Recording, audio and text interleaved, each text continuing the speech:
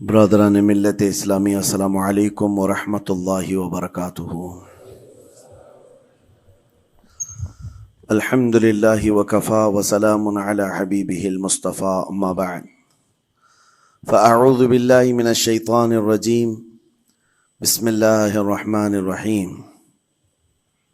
فبما رحمۃ من اللہ لنت لهم ولو كنت فظا غلیظ القلب لانفضوا من حولک، صدق اللہ مولانا العظیم۔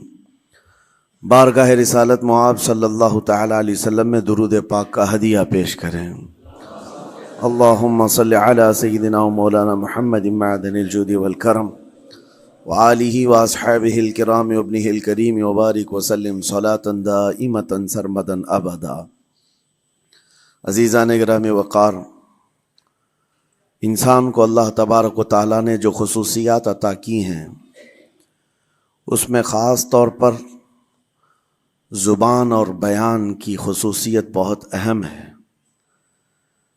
شیخ سعدی رحمۃ اللہ تعالی علیہ فرماتے ہیں، تا مرد سخن نہ گفتہ باشد، عیب و ہنرش نہ ہفتہ باشد۔ جب تک آدمی بات نہیں کرتا، اس کی اچھائی بھی چھپی رہتی ہے، برائی بھی چھپی رہتی ہے۔ انسان اپنے کلام سے، اپنی بات سے سمجھ میں آ جاتا ہے کہ کس کیٹیگری کا ہے، کس لیول کا ہے۔ اس کی گفتگو کے آداب اس کی حقیقت بتاتے ہیں، بلکہ یہاں تک کہ اس کے نسب کا بھی پتہ لگا لیا جاتا ہے اور اس کی تربیت کا بھی اندازہ ہو جاتا ہے۔ حضرت لقمان حکیم سے پوچھا گیا، نیکی کس کا نام ہے؟ تو آپ نے فرمایا، دو چیزیں اور بہت چھوٹی ہیں۔ نیکی دو چیزیں ہیں جو بہت چھوٹی ہیں۔ کہا کیا ہے؟ کہا کہ ملاقات میں لوگ اپنے بھائیوں سے مسکرانا اور نرم گفتگو کرنا۔ ساری نیکیوں کی جڑ ہے یہ، نرم گفتگو کرنا اور لوگوں سے خندہ پیشانی کے ساتھ مسکرا کر ملاقات کرنا۔ لیکن میرے عزیزو، یہ دو چیزیں بناوٹی تو بہت سارے لوگوں کے ساتھ آ سکتی ہیں، اخلاق تصنع جس کو کہتے ہیں، تکلف کے ساتھ بہت سارے لوگوں کے ساتھ آ سکتی ہیں، لیکن حقیقت میں جس انسان کی طبیعت میں یہ دو چیزیں ہونی چاہیے، وہ کب سمجھ میں آتی ہیں؟ اس وقت جو مولا علی کرم اللہ وجہہ الکریم نے فرمایا، کسی انسان کو اس کی حقیقت دیکھنا ہو تو غصے کے عالم میں اسے دیکھو۔ وہ اپنے آپے سے باہر ہوتا ہے یا اپنے مزاج کے خلاف کس طرح بات کو سن کر کے تحمل رکھتا ہے۔ سب سے بڑا پہلوان وہ ہے جس نے اپنے غصے کو کنٹرول کیا اور اپنی زبان پر قابو پا لیا، ورنہ یہ وہ لمحہ ہے جب انسان پھٹ پڑتا ہے، جو دل کے اندر ہے سب کہہ جاتا ہے۔ آپ کو میں بتاؤں، نبی کریم صلی اللہ تعالی علیہ وسلم کے عظیم اخلاق کریمہ، بخاری شریف کی حدیث ہے، حضور مسجد نبوی میں تشریف فرما ہے۔ اس وقت مسجد نبوی، آج ہو سکتا ہے آپ کے ذہن میں جو امیج ہے مسجد نبوی کی، بہت بڑی عالی شان مسجد، لیکن وہ زمانہ نبوی میں اس طرح کی نہیں ہے۔ کچی دیواریں تھی، اوپر چھپر کے چھت پڑے ہوئے تھے اور مٹی کی زمین تھی۔ یہ مسجد نبوی کی شکل اس زمانے میں حضور اکرم صلی اللہ تعالی علیہ وسلم اپنے صحابہ کے ساتھ بیٹھے ہیں۔ ایک دیہات کا رہنے والا شخص آیا۔ ایک بات یاد رکھیں کہ دیہات میں، گاؤں میں رہنے والوں کے اخلاق اور تمیز میں بڑا فرق ہوتا ہے، ان کے ہاں آداب کی کمی ہوتی ہے۔ وہ شخص آیا اور مسجد نبوی میں آ کر حضور صلی اللہ علیہ وسلم سے کچھ بات چیت کیا، اور تھوڑی دیر کے بعد مسجد میں ہی کھڑے ہو کر پیشاب کرنا شروع کیا۔ بخاری شریف میں یہ حدیث موجود ہے۔ جب مسجد نبوی میں کھڑے ہو کر پیشاب کرے تو صحابہ اکرام سب دیکھ کر کے دوڑانے لگ گئے، خذوہ خذوہ، پکڑو اس کو، پکڑو اس کو، اور صحابہ دوڑاتے تھے، وہ پیشاب کرتے ہوئے بھاگتا تھا پوری مسجد میں۔ نبی پاک صلی اللہ تعالی علیہ وسلم نے فرمایا، دعوہ، چھوڑ دو اس کو، کر لینے دو، پیشاب کر رہا ہے مسجد میں، چھوڑ دو اس کو۔ جب وہ صحابہ اکرام حضور کا حکم سنتے ہیں، سب پیچھے ہٹ گئے۔ تھوڑی دیر کے بعد نبی کریم صلی اللہ تعالی علیہ وسلم نے صحابہ سے فرمایا، پانی کے ڈول بھر کر کے لائے جائیں۔ صحابہ سے ہی منگوایا، پانی کے ڈول بھر کر کے لائے گا اور مسجد نبوی کے میدان میں فرش پر بہایا گیا اور صاف کیا گیا۔ اب وہ شخص نہایت ہی ڈرا سہما کھڑا تھا، میرے ساتھ کیا ہوگا پتہ نہیں، میں نے پیشاب کیا، اب مجھے یہ لوگ قتل کر ڈالیں۔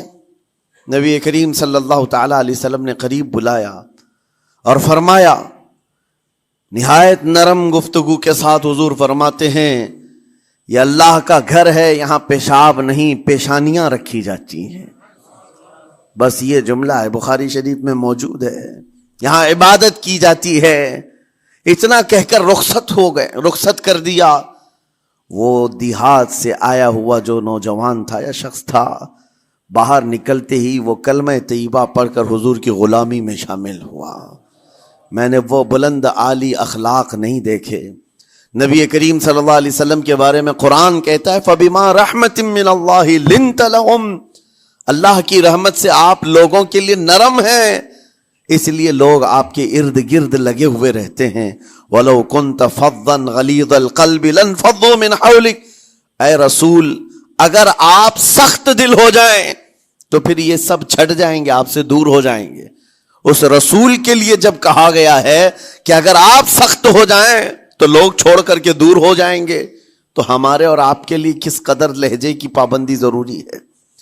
ہاں عزیزان گرام وقار، اپنی گفتگو، اپنے کلام، اپنی بات چیت سے آپ اپنے سلیقے بتاتے ہیں۔ گالی گلوچ کرتے ہوئے جن کی صبح شامیں ہوتی ہیں، ان کو دیکھ کر کے ہی پہچان میں آ جاتا ہے کس گھر سے یہ تعلق رکھتا ہے، کہاں ان کی تربیت ہوئی ہے، کس طرح ان کے آداب سکھائے گئے۔ اسی لیے میرے عزیزو، بچوں کو آوارہ بھی نہ چھوڑ دینا کہ وہ اپنی زبان گلی کوچوں سے سیکھ کر کے جائیں۔ کل کو ہوگا یہ کہ اس کی زبان کی وجہ سے لوگ تمہیں تان و تشنیع کریں گے، اس کا باپ ایسا ہوگا اس لیے بچہ ایسا ہے، اس کی ماں اس طرح ہوگی اس لیے اس کی گفتگو ایسی ہے۔ کیونکہ موسٹلی زیادہ طور پر بچے اپنے ماں باپ کے اخلاق کو نقل کرتے ہیں، ٹرانسفر ہوتی چلی جاتی ہیں۔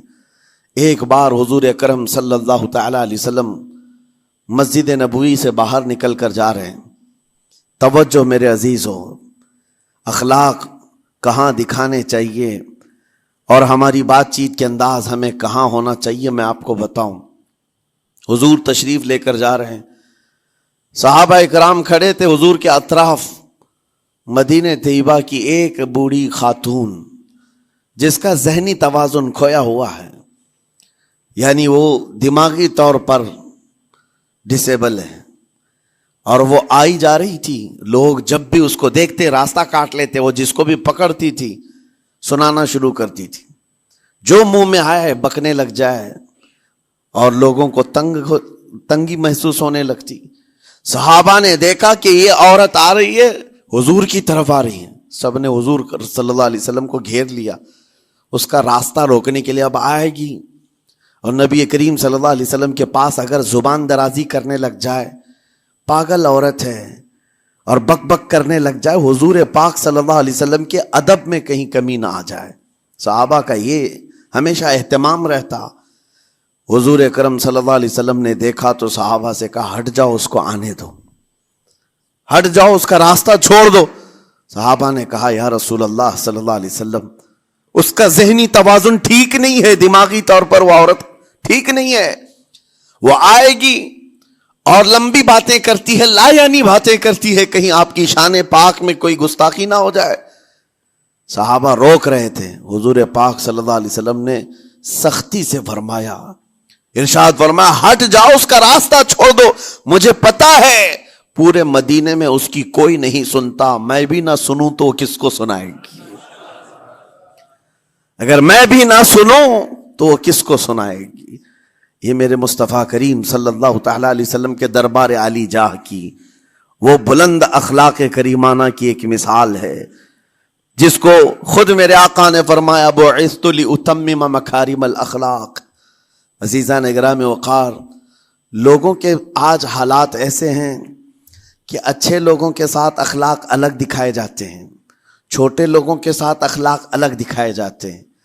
سٹیٹس کا آدمی ہو تو اس کے ساتھ ملنے کے طریقے الگ ہیں، اور غریب کوئی آ جائے، فقیر کوئی آ جائے تو اس سے ملنے کا انداز الگ ہو جائے، یہ نہ ہو۔ یہ ہم سب کے لیے نصیحت ہے۔ اسی ممبئی کی سرزمین پر میں آپ کو بتاؤں، ایک ماہم شریف میں بزرگ حاجی صاحب ہوا کرتے تھے، آج سے تقریباً 10-12 سال پہلے کی۔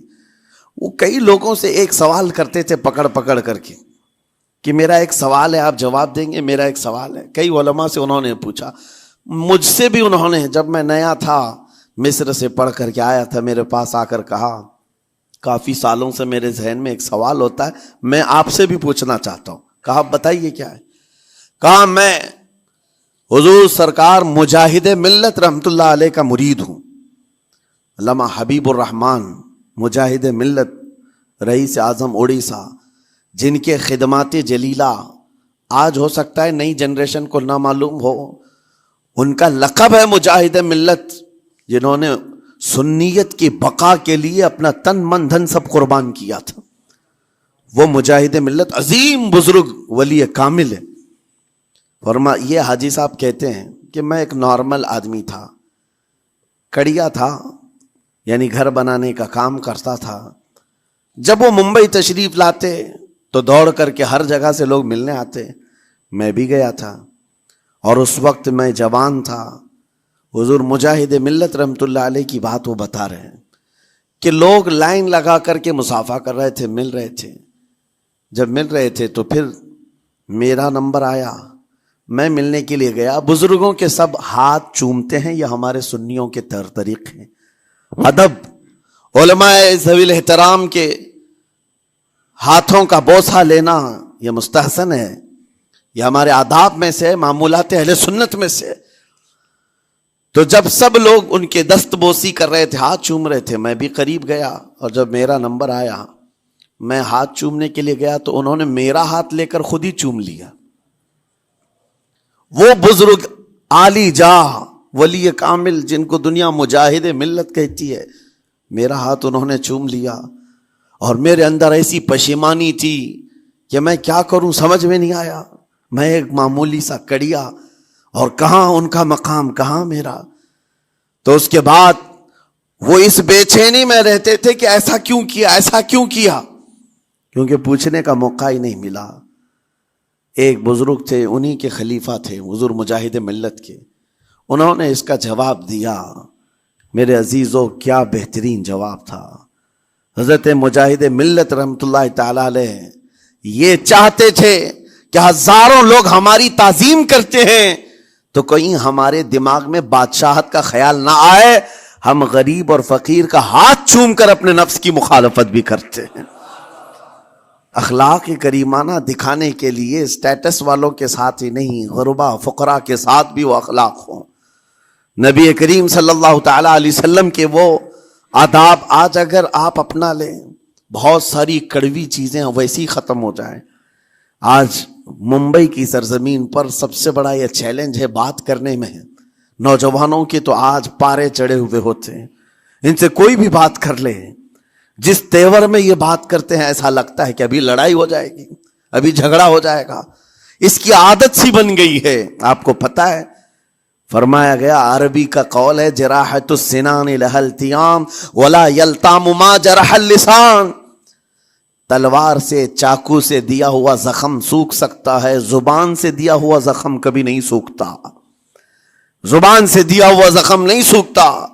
بولنے سے پہلے 1000 بار اس بات کو خیال ہونا چاہیے کہ میں جس کو بول رہا ہوں کہیں اس کا دل چھلنی تو نہیں ہو جائے۔ میری زبان یہ ہوتی 50 گرام کی چھوٹی زبان ہے، لیکن بڑے بڑے لوگوں کے کلیجے چیر کر رکھتی ہے، بڑے بڑے لوگوں کے دلوں میں سوراخ کر کے رکھتی ہے، زخمی کر کے رکھتی ہے اس کا استعمال۔ اسی لیے روایت میں ملتا ہے کہ جب انسان صبح کرتا ہے تو سارے اعضاء، ہاتھ پیر آنکھ کان ناک، سارے اعضاء سب سے پہلے زبان سے یہ عرض کرتے ہیں، اس کی پناہ مانگتے ہیں، کہتے ہیں آج تو صحیح سلامت رہے گی تو ہم سب صحیح سلامت رہیں گے، اور اگر تو پھسل گئی تو عذاب ہم پر بھی ہوگا۔ زبان بولتی ہے، مار کسی اور کو پڑتی ہے، کوئی زبان کو مارتا نہیں ہے، گالی زبان دیتی ہے، لیکن مار کبھی پیٹھ پہ پڑتی ہے، سر پہ پڑتی ہے، ہر جگہ پڑتی ہے۔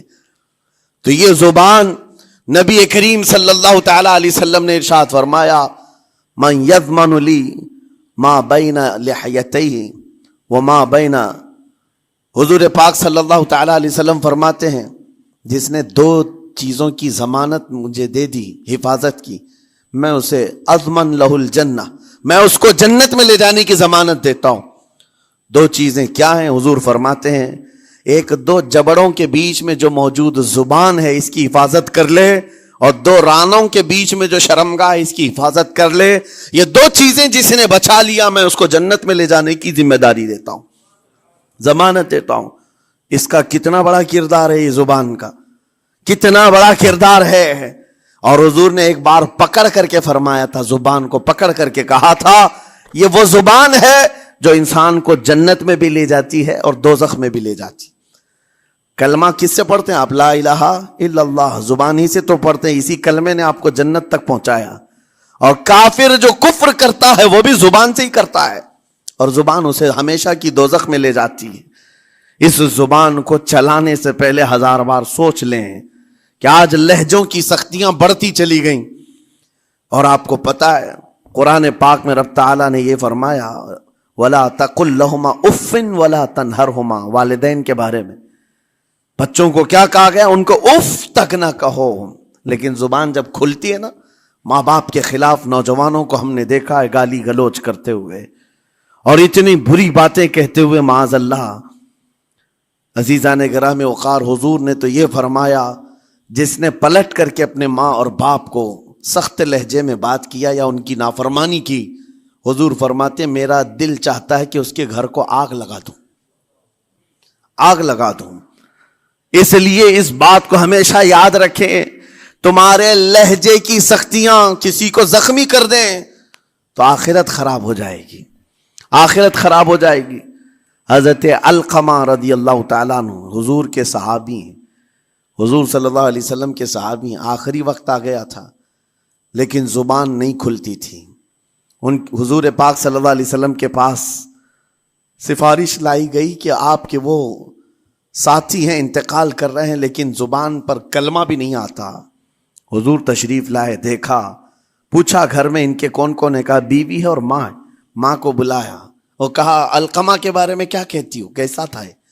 کہا بہت اچھا، پرہیزگار، عبادت گزار، ساری نیکوکاریاں اس کے اندر ہیں۔ تو پھر حضور نے پوچھا اچھا یہ بہت نیک تھا، تم بھی اس سے راضی ہو کہ نہیں ہو؟ ماں نے کہا میں نہیں راضی ہوں، میں راضی نہیں ہوں۔ کہا کیوں، وجہ کیا ہے؟ کہا یا رسول اللہ میرا اکلوتا بیٹا، میرا تنہا بیٹا تھا، بڑی محبتوں کے ساتھ اس کو پالا تھا، اور جب میں نے اس کی شادی کی اپنی بیوی کو لایا، اور جب بیوی گھر پر آ گئی تو میری بات کو ہلکے میں لیتا، اپنی بیوی کی بات کو فوقیت دیتا، ترجیح دیتا، اور اس وقت غالباً یہ باتیں تھی کہ زبان سے کوئی کلمہ ان کے نکلا ہوگا جو بیوی کی حمایت میں تھی، ماں کو تکلیف پہنچ گئی۔ کہا میرا دل گوارا نہیں کرتا، میں اس سے راضی نہیں ہوں، باقی وہ بہت نیک بندہ ہے، بہت اچھا ہے۔ حضور نے فرمایا دیکھو زندگی کے آخری پڑاؤ پر آ چکا ہے، روح نکلنے کو ہے، معاف کر دو۔ وہ بھی صحابیہ تھی، انہوں نے کہا آقا آپ کا حکم ہے یا مشورہ ہے؟ اگر حکم ہے تو پھر ماننا ہے۔ حضور نے فرمایا نہیں، حکم نہیں، مشورہ ہے۔ کہا مشورہ ہے تو پھر دل نہیں چاہتا، دل نہیں چاہتا۔ حضور نے فرمایا صحابہ سے کہ لکڑیاں جمع کرو، آگ لگاؤ اور انہیں اٹھاؤ، آگ میں ڈال دو۔ آگ دہکائی گئی تو ماں کی ظاہر سی بات ہے ممتا بے چین ہو گئی۔ کہا ان کو میرے سامنے آگ میں ڈالیں گے؟ کہا ہاں، اس سے بہتر ہے کہ وہاں جلے گا، یہاں جلے۔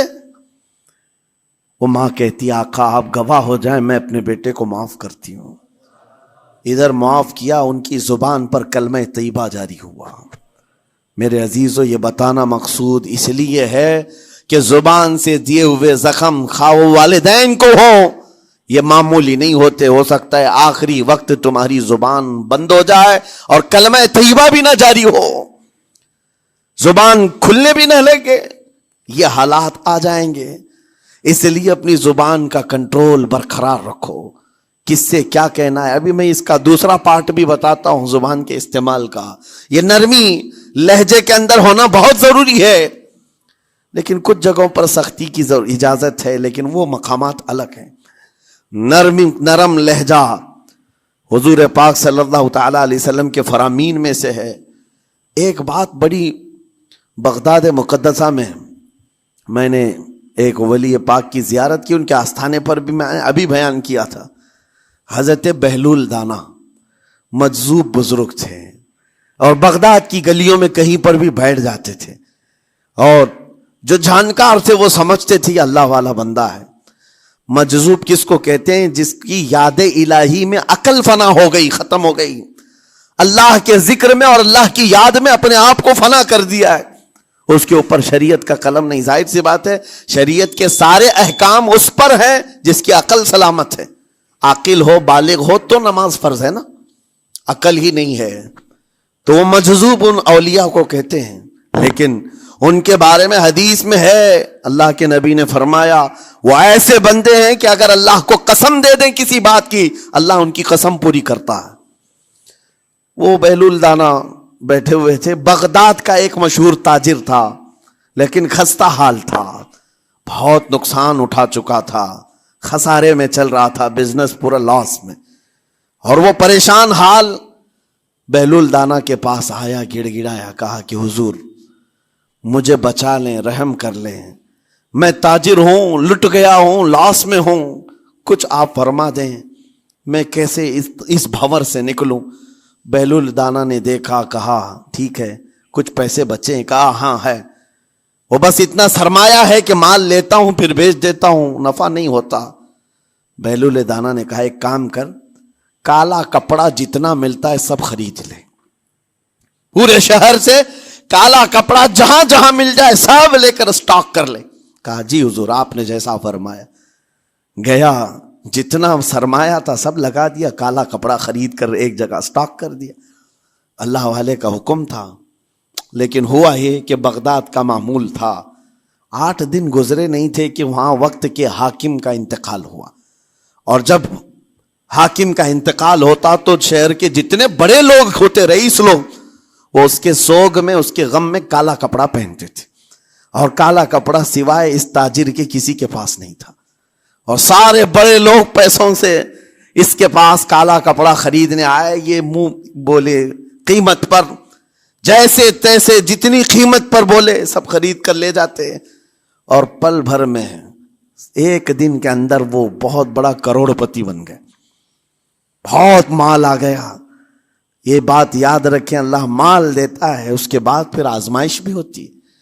مال اتنا آ گیا، اب لے کر کے مستیاں تھیں، چند دن گزرے، ظاہر سی بات ہے مال کو بڑھانے کی تمنا ہر ایک کی ہوتی ہے، کوئی یہاں پر اینڈ کرنے والا نہیں ہے دنیا میں، چاہے اس کا بزنس اربوں پر بھی پہنچ جائے، اسے آگے پہنچنا ہے۔ چند دن گزرے تھے، 8-10 دن، پھر آیا حضرت بہلول دانا کو ڈھونڈتے ہوئے، ایک جگہ میدان میں یہ مجذوب بزرگ بیٹھے مل گئے، آیا اور کہا او دیوانے بتا اب کیا خریدوں، پیسہ بہت ہے ابھی میرے پاس، بتا دیوانے اب کیا خریدوں۔ انہوں نے دیکھا، کہا کہ لہجہ تو بدلا ہوا ہے، پیسہ بہت زیادہ تھا، کہا کہ ٹھیک ہے کوئی بات نہیں، اللہ والوں کو ان سب چیزوں سے کوئی لینا دینا نہیں۔ آپ نے کہا مال جتنا ہے تیرے پاس سب لے کر کے خربوز خرید لے، تربوز خرید لے، جس کو کلنگڑ کہتے ہیں، تربوز پورے خرید لے۔ اس نے کروڑوں کی جائیداد پورے تربوزوں میں لگا تھی، سب تربوز خرید کر سٹاک کر دیا ایک جگہ، اور اس کے گمان میں یہی تھا کہ چند دن گزریں گے، کوئی ایسا ہی حادثہ ہوگا جب تربوز منہ مانگی قیمت پہ لوگ خریدیں گے اور میں بیچوں گا۔ پورا مال تربوز میں لگایا، 2 دن 4 دن 6 دن 8 دن گزرے، کوئی حادثہ نہیں، ادھر تو تربوز سڑنے لگ گئے، وہ تو زیادہ دن سٹاک نہیں کیے جا سکتے، سڑن شروع ہو گئی، پھر تھوڑے دنوں کے بعد پورے کے پورے سڑ گئے، کروڑوں کا مال تربوز میں سڑ کے چلا گیا۔ وہ کچھ بھی نہیں سکا، کچھ نہیں کر سکا، واپس چیختا چلاتا اسی حالت میں آیا، پہلے سے بھی زیادہ بدتر حالت میں آ گیا ہوں۔ دوڑتے ہوئے آیا، حضرت بہلول دانا کو ڈھونڈتے ہوئے، کہاں ہیں؟ وہ اسی جگہ بیٹھے ہوئے مٹی میں بیٹھے رہتے تھے، قریب آیا اور کہنے لگا کہ آپ نے میرے ساتھ ایسا کیوں کیا بہلول؟ بہلول دانا نے کہا کیا ہوا؟ کہا میں تو لٹ گیا، تربوز میں پیسے لگائے آپ کی وجہ سے اور پورے سڑ گئے۔ بہلول دانا نے کہا میں نے تو کچھ نہیں کیا، پہلے تو تجھے نفع ملا تھا وہ تیرے لہجے کی وجہ سے، اب خسارہ ہوا ہے تیرے لہجے کی وجہ سے۔ پہلے جو آیا تھا بات کرنے کے لیے اس وقت تیری تمیز الگ تھی، تیری تہذیب الگ تھی، اخلاق الگ تھی، گڑ گڑا کر کہا تھا کہ میں لٹ گیا ہوں آپ رحم کر دیں۔ دوسری بار آ کر کے کیا کہا؟ او دیوانے بتا کیا خریدوں؟ لہجہ بدل گیا تو پوری حیثیت بدل گئی۔ زبان ہماری اونچائی پر بھی لے جاتی ہے اور نیچے بھی لے آتی ہے۔ اس بات کو ہمیشہ ملحوظ رکھیں کہ اس زبان سے بہت سارے لوگ نفع بھی اٹھاتے ہیں، بہت سارے لوگوں کو نقصان بھی ہوتا ہے۔ لیکن ساتھ میں یہ بات بھی عرض کروں، نرم گفتگو کرنے کا عادی ہر ایک کو ہونا چاہیے، نرم گفتگو کرنے کا عادی ہر ایک کو ہونا چاہیے، اس کی نیکیوں کی علامت ہے، اس کے اخلاق کی علامت ہے۔ لیکن ساتھ میں امام شافعی رحمت اللہ تعالی علیہ نے یہ بھی فرمایا، چاہے جتنی بھی نرم طبیعت ہو انسان کی، اللہ اور اس کے رسول کے لیے غیرت ہونی چاہیے۔ اللہ اس کے رسول کے خلاف بات سنے تو پھر نرم لہجے کا استعمال نہ کرے، پھر وہ بزدلی کہلائے گی، وہ بزدلی کہلائے گی۔ آج میں ایک بات یہ بھی بتا دوں، بہت سارے لوگ یہ سمجھتے بھی ہیں، ابھی چند دن قبل میں ماررہ مطہرہ میں بیان کیا اخلاق کے، اولیاء اکرام کے مذہب و مسلک پر، اور پچھلے 15 سالوں سے میں نے بہت سارے خطابات کیے ہیں اخلاق پر، معاشرے کی برائیوں پر، لیکن ابھی چونکہ چند دنوں میں جلسے پروگرام بہت سارے ہو گئے اور عظمت ناموں سے رسالت پر زیادہ گفتگو ہونے لگی، تو لوگوں میں ایک امیج الگ بیٹھی ہوئی ہے۔ اور ابھی ہم نے اخلاق حسنہ پر گفتگو کیا کی 8 دن پہلے، ایک بزرگ نے مجھ سے پوچھا ایسی بھی تقریر کرتے ہیں آپ ایسی بھی تقریر کرتے ہیں، یعنی نرم گفتگو بھی کرتے ہیں؟ مطلب یہ ہے کہ ہماری امیج ایسی بنا کر رکھیں کہ ہم ہر وقت چلاتے ہی رہتے ہیں، ہر وقت للکارتے ہی رہتے ہیں۔ میرے عزیزوں، میں یہاں پیغام دینا چاہتا ہوں، ہم قرآن کے اس آیت پر عمل کرنا چاہتے ہیں جو مولا نے فرمایا اشداء علی الکفار رحماء بینہم، مومنین کی شان ہے، صحابہ کی شان ہے، وہ کافروں پر سخت ہوا کرتے ہیں اور مومنوں کے لیے نرم دل ہوا کرتے ہیں۔ زبان کی نرمی ایمان والوں کے لیے ہے، زبان کی نرمی محبت مصطفیٰ کے لیے ہے، عاشقان مصطفیٰ کے لیے ہے، ساتھ میں زبان کی سختی کفار و مشرکین کے لیے ہے، گستاخان رسول کے لیے ہے۔ اور اگر یہ چیز نہیں آئی تو پھر آپ سمجھ لیں نیک اس وقت نہیں کہلائے گا آدمی۔ بعض لوگوں کو ایسا لگتا ہے نرم بات کرنا چاہیے، نرم گفتگو، بالکل صحیح ہے، یہ اخلاق ہے، لیکن اگر ایسے مقامات پر جہاں تمہارے نبی کو کوئی گالی دے رہا ہو، رب کی شان میں کوئی بھونک رہا ہو، اس وقت تم کہو کہ اخلاق ہے، نرم بات کرنا چاہیے، یہ بے غیرتی ہے، یہ بے غیرتی ہے۔ تمہاری بیوی کو اگر تمہارے سامنے کوئی چھو دے اور اس کے بعد تم ہنس کر کے اس سے کہو ٹھیک ہے جائیے صاحب، آپ کو کہا جائے گا بے غیرت آدمی، بے غیرت آدمی ہے۔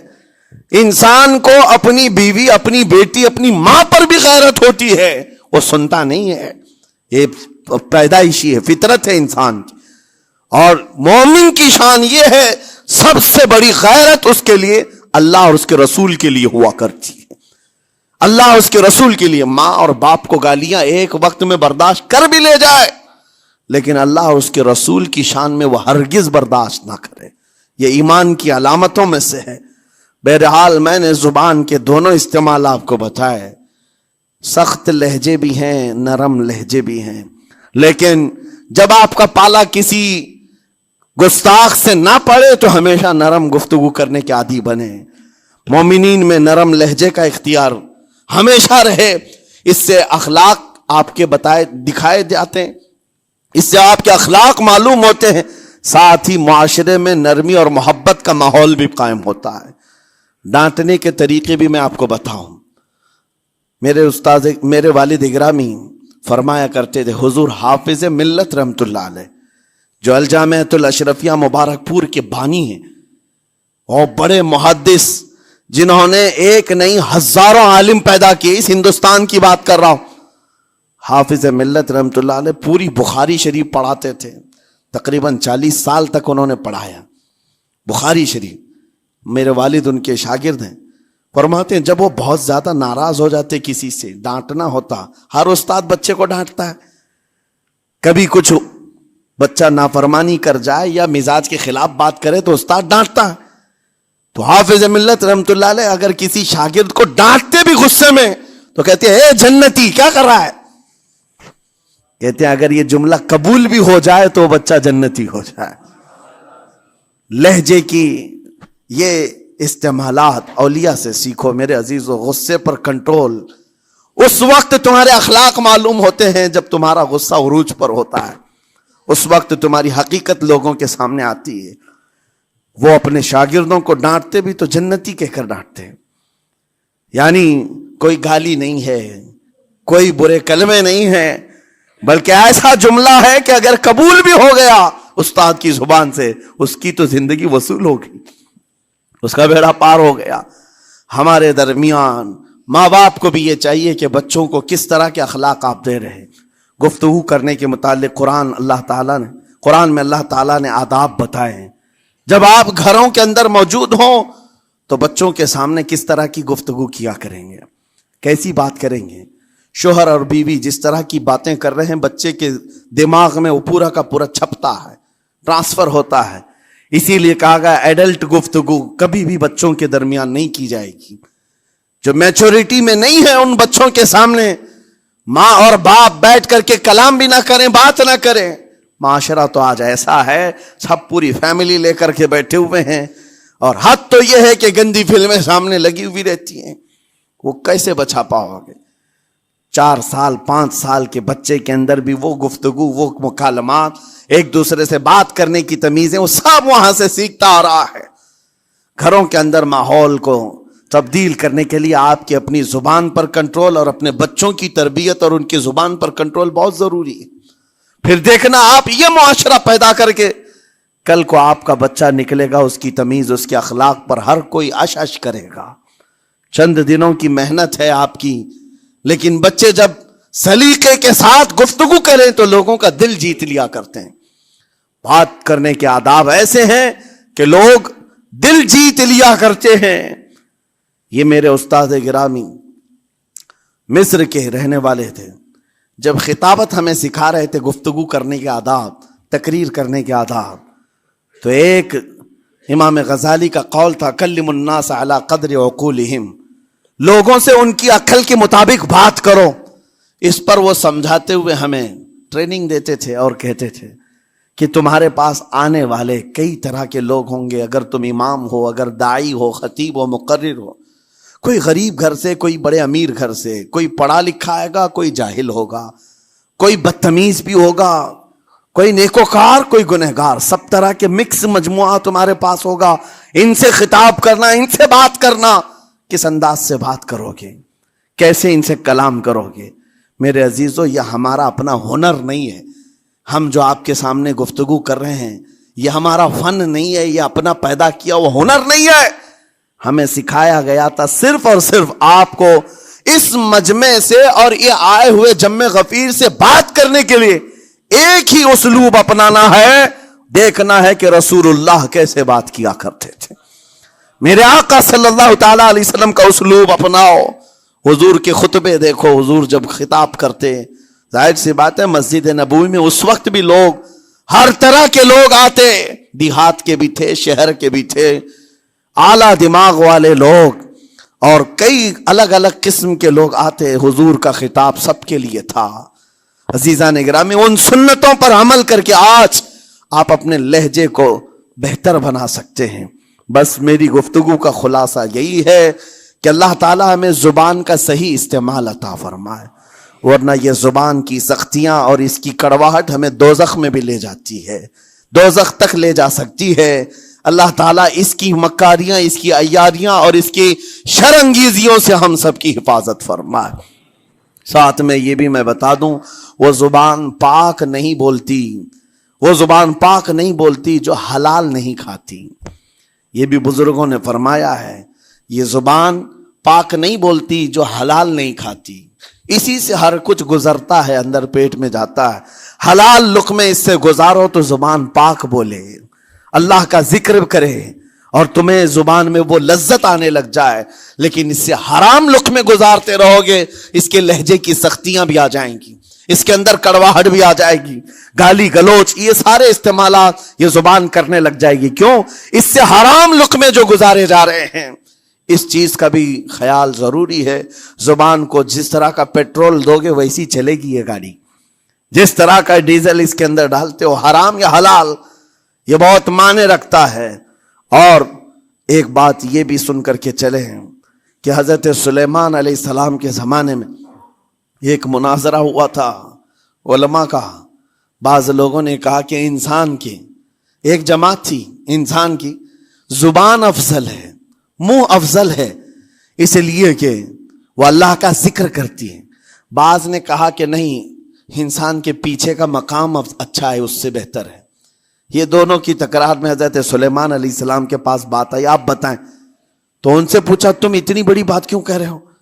اس کے پیچھے کا مقام اچھا ہے. کہا کہ اس لیے کہ وہ صرف نجاست نکالتا ہے، وہ صرف نجاست نکالتا ہے، وہ مقام غلاظت باہر کرتا ہے، غلاظت اندر لیتا نہیں.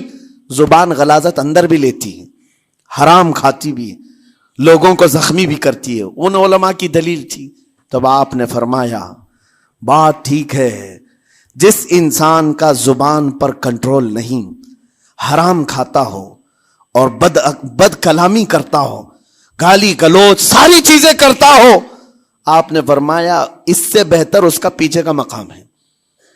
اور جو انسان کنٹرول رکھتا ہے، حلال کھاتا ہے اور لہجے کی نرمی رکھتا ہے، ظاہر سی بات ہے اس کا منہ ہی افضل ہے، اس کی زبان افضل ہے.